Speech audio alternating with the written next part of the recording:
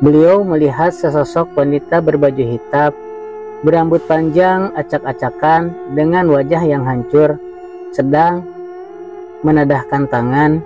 Menurut keterangan Ibu Lia, makhluk tersebut memiliki jari-jari yang panjang hingga kuku tangan berwarna hitam panjang melengkung.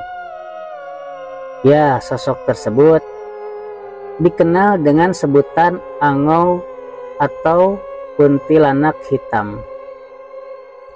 Sambil mendadahkan tangan, makhluk tersebut berbicara dengan suara menyeramkan.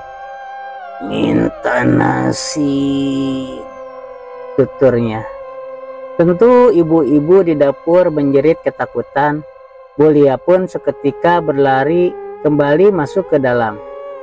Suara makhluk tersebut terdengar semakin keras. "Minta nasi." Seketika salah satu ibu yang berada di dapur refleks dan melemparkan semangkuk nasi keluar pintu. Tak lama kemudian makhluk tersebut menghilang dengan meninggalkan bau kotoran manusia yang sangat menyengat. Sementara pagi pun tiba, warga heboh kesana kemari membicarakan kejadian yang terjadi semalam. Mereka sibuk membahas tentang makhluk tersebut karena selama ini mereka hanya mendengar, tetapi ternyata mereka pun telah mengalami. Siapa yang tidak takut kalau tiba-tiba makhluk tersebut muncul lagi? Para warga pun berdatangan untuk bertakziah dan mengucapkan belasungkawa ke keluarga kami.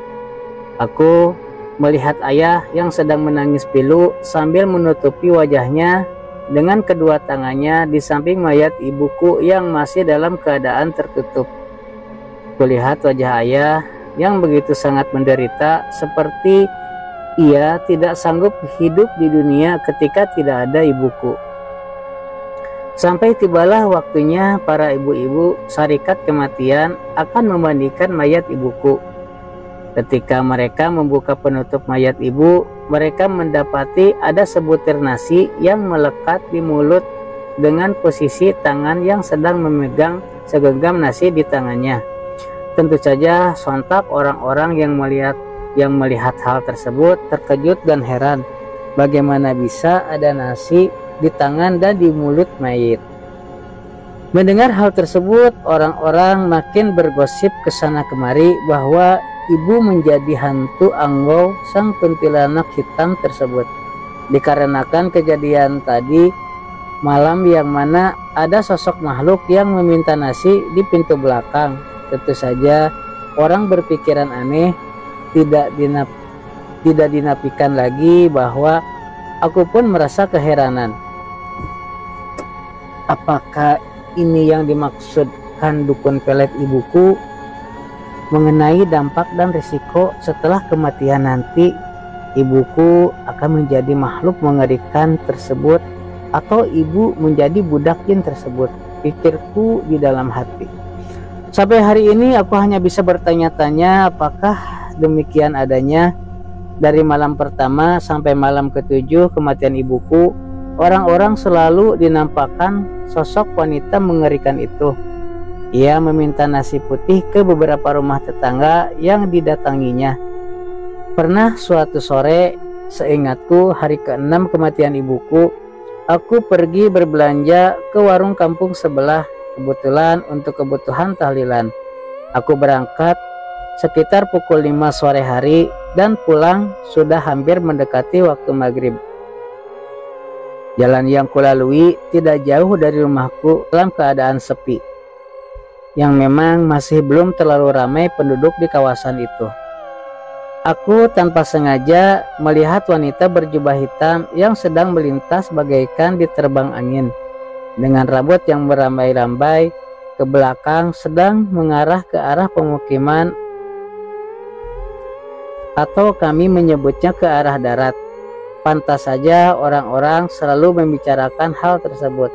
Mereka mengatakan ada yang melihat makhluk tersebut melintas ke arah laut ketika subuh dan melintas ke arah darat di waktu maghrib. Entah apa maksudnya, tapi kala itu aku cuma berharap itu hanya sekedar gosip atau kabar burung semata. Tetapi apa maksud semua ini ketika aku mengalaminya sendiri? Apakah memang benar ibuku menjadi makhluk tersebut diakibatkan ia mengamalkan ilmu pelet cirik barandang yang ditujukan untuk suaminya? Apakah di sini juga kesalahan ibuku saja? Terus ayahku bagaimana?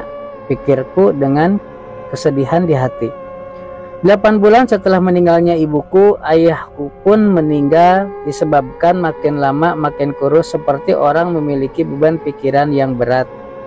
Tidak mau makan, tidak mau minum, makan seperlunya dan minum pun secukupnya. Hidupnya bagaikan telah kehilangan separuh dunianya.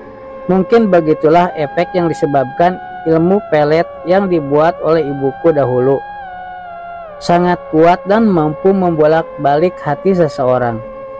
Menurut yang ku ketahui, disebabkan pelet ini, seseorang bisa menjadi begitu tergila-gila dengan pasangan yang jadi pelaku ilmu pelet itu. Tidak akan tenang sebelum melihat atau mendengar sedikit saja wajah dan suara pelaku ilmu pelet ini. Tidak ada kata lain yang keluar dari mulut korban pelet, bahkan ketika tidur selain nama seseorang pelaku pelet cirik barandang ini. Waktu ke waktu warga sudah seperti terbiasa ketika makhluk tersebut sesekali menampakkan diri di kampung kami. Dan tahun-tahun pun berlalu, tiba masanya aku sudah menikahi lelaki pilihanku, yang mana kampung kami sedikit berjauhan, namun masih dalam kawasan satu pulau. Yang saat ini ia bekerja sebagai petani sawit. Ekonomi keluarganya terbilang di atas keluargaku, hingga kerap kali perlakuannya sangat semena-mena terhadapku. Sampai pada suatu hari bersambung.